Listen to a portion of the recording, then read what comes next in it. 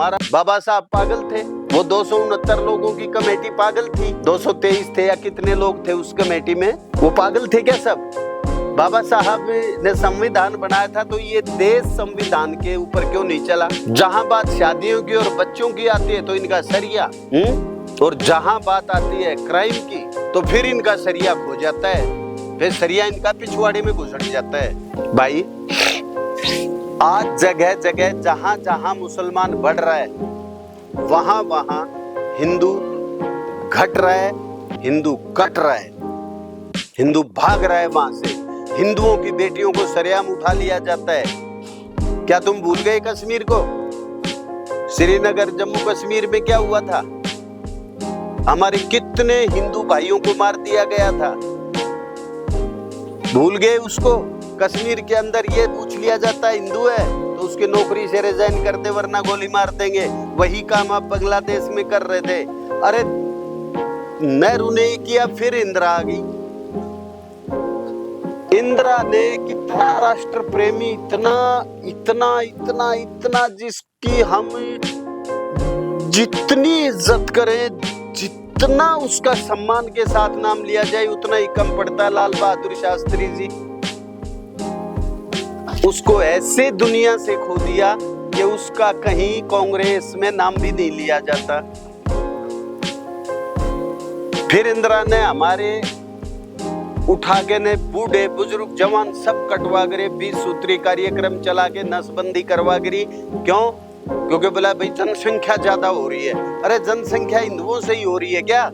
ये 4 शादी 40 बच्चे पैदा कर रहे, इनसे जनसंख्या नहीं बढ़ रही क्या? नहीं करी इनकी, क्योंकि बोले इनका कानून अलाउ नहीं करता, इनकी कुरान कहती है। इनकी कुरान सिर्फ देश का विनाश करने के लिए कहती है।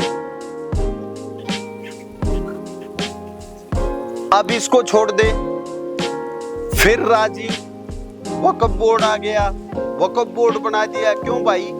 अरे 1400 साल पहले जो धर्म इस वजूद में आया उससे पहले तो ये भी हिंदू थे। 1400 साल पहले ये धर्म वजूद में आया और ऐसा क्या हुआ कि इसको इतनी प्रॉपर्टी दे दी गई कि ये भारत के अंदर आर्मी और रेलवे के बाद तीसरी ऐसी संस्था है जिसके पास 9,40,000 करोड़ एकड़ जमीन है। करोड़ नहीं, सॉरी, 9,40,000 एकड़ जमीन है। कहां से आ गई भाई इतनी? इनकी जनसंख्या भी इतनी नहीं है जितनी वक्फ बोर्ड के पास जमीन है। जनसंख्या 30 करोड़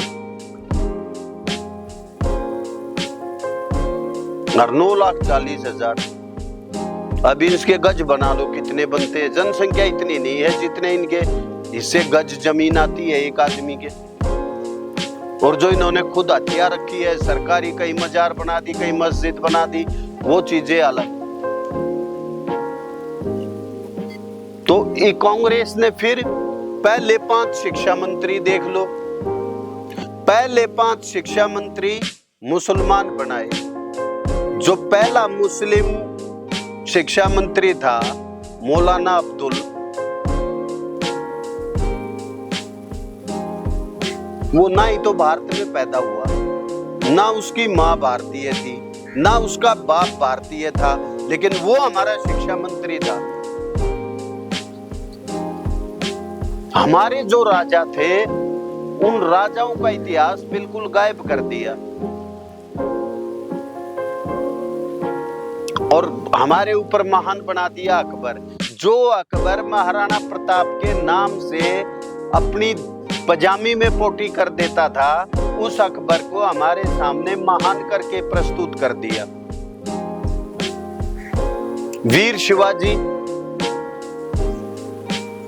जिस महाराजा शिवाजी के नाम से अच्छे अच्छे थर्राते थे, उनका हमारे इतिहास में कहीं वजूद ही नहीं था, क्योंकि हमारे पहले 5 शिक्षा मंत्री बना ही मुसलमान दिए तो उन्होंने सब कुछ मुसलमानों को घोषित कर दिया। फिर आप दिल्ली में चले जाओ, दिल्ली में कहीं आपको महाराणा प्रताप रोड नहीं मिलेगा, औरंगजेब रोड नहीं मिलेगा, महाराजा रंजीत सिंह रोड नहीं मिलेगा, जहांगीर रोड मिलेगा।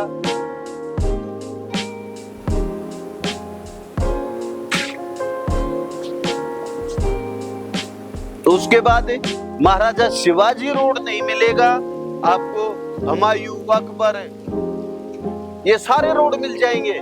दिल्ली में घुस के ऐसा लगता है जैसे कि भाई हम कहीं पाकिस्तान में घूम रहे हो, हिंदुस्तान लगता ही नहीं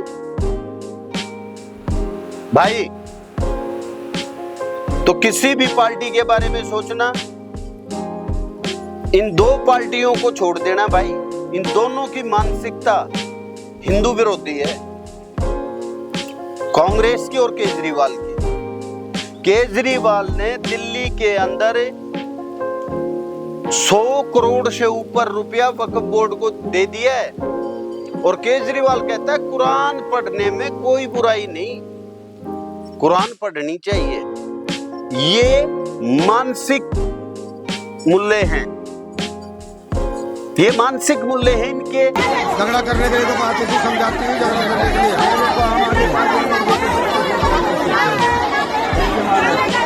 किसी देखो समझा रही है।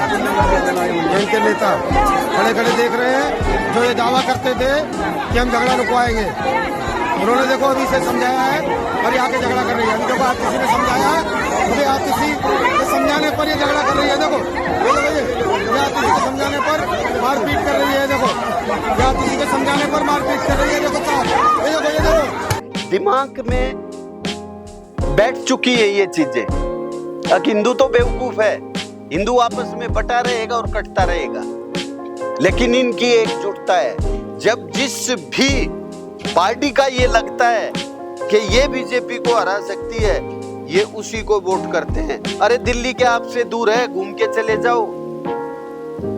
कहीं भी पूरी दिल्ली में एक रास्ता ऐसा नहीं मिलेगा जहां आप आराम से रोड क्रॉस कर दें, आराम से उस रास्ते पे कहीं अपने सफर पे चले जाएं।